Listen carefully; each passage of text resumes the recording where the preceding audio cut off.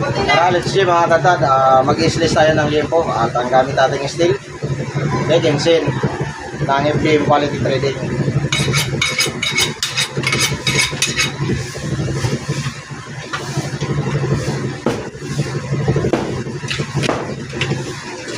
Ayan, ganyan lang ang tekniko no, sa pag-slice ng liempo.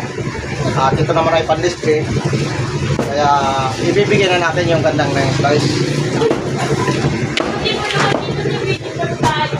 Ganyan lang kaganda, matatad ang slice natin ng liempo.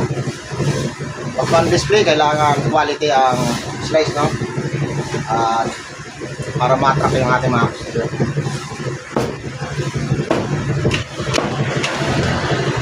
Ganyan lang ako magkakaroon ng paraga, no, mga tatad. At nakikita nyo, no?